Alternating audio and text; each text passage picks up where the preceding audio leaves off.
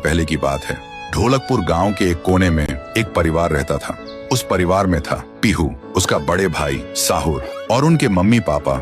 एक सुबह पीहू और साहुर घर के बाहर खेल रहे थे और अंदर उनकी मम्मी किचन में खाना बना रही थी। वो थोड़ी जल्दी में थी और तभी अचानक उनके कपड़ों में आग लग जाती है। वो चीख चीख के चिल्लाने लगती हैं। पीहू और साहुर मम्मी की चीख सुनकर भागकर अंदर आते हैं और जैसे ही मम्मी को जलते हुए देखते हैं वो चिल्लाते हैं, पापा जल्दी आओ पापा। पापा भागकर आते हैं लेकिन मम्मी को बचाने के लिए जैसे ही हाथ बढ़ाते हैं उनके कपड़ों में भी आग पकड़ लेती है और कुछ ही सेकंड्स में दोनों जलकर राख हो गए। पीहू और साहुर सिर्फ देखते रह गए जैसे पूरी दुनिया ही खत्म हो गई हो।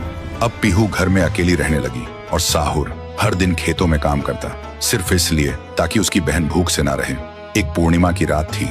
साहुर खेतों से काम करके घर लौट रहा था। तभी उसकी नजर जाती है एक घर की खिड़की पर। वो देखता है एक आदमी किसी का खून कर रहा था। ये देखते ही साहुर के पैर कांपने लगे और जैसे ही वो पीछे मुड़ता है एक और आदमी हाथ में खंजर लेकर खड़ा था। वो आदमी बिना कुछ कहे साहुर पर वार कर देता है। फिर गांव के लोगों को इकट्ठा करते हैं और वही आदमी चिल्लाता है, ये लड़का मेरे घर में घुसकर चोरी कर रहा था और जब मैंने रोका तो मुझे ही मारने की कोशिश की। अब आप लोग ही बताओ इसके साथ क्या किया जाए। गांव वाले गुस्से से भड़क उठते हैं और चिल्ला के कहते हैं, इसे उस पेड़ पे जिंदा उल्टा लटका दो। साहुर गिड़गिड़ाता है, मैं बेकसूर हूँ, मैंने कुछ नहीं किया। लेकिन गांव के किसी ने भी उसकी एक ना सुनी। उधर उसकी बहन रात भर उसका इंतजार करती रही और सुबह जब वो उसे ढूंढने निकली तो देखती है उसका भाई गांव के बीच वाले सूखे पेड़ से उल्टा लटका हुआ है। ये देखते ही पीहू टूट जाती है, जोर जोर से चीखने लगती है और उसकी चीख पूरे गांव में गूंज जाती है। फिर गांव वाले पीहू को भी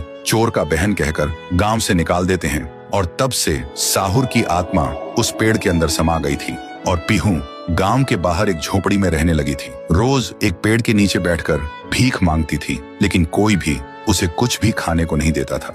वो बस भूखी पेट पेड़ के नीचे लेटी रहती थी। साहुर भी अपनी बहन का दर्द महसूस कर पाता था लेकिन वो कुछ नहीं कर सकता था। फिर एक दिन पीहू रास्ते में खाना मांग रही थी और तभी एक नशे में चली गाड़ी ने उसे कुचल दिया था। तब से पीहू एक भूखी आत्मा बन गई जो हर गांव में भटकती थी, सिर्फ एक ही बात कहकर, मुझे भूख लगी है। ये सब याद करते ही तुंग तुंग तुंग साहुर की आंखों से आंसू टपकने लगते हैं और तभी उसे एक आवाज सुनाई देती है और बिना कुछ सोचे तुंग तुंग तुंग साहुरा उस सूखे पेड़ के अंदर से निकलता है और अंधेरे में सीधा उस आवाज की तरफ चल पड़ता है। तो दोस्तों, अगर आप चाहते हो कि अगले पार्ट में पीहू, गुड़िया और तुंग तुंग तुंग साहुर की पावर दिखाई जाए तो इस वीडियो को 2 लाख लाइक्स तक पहुंचाओ, तभी आएगा असली तांडव।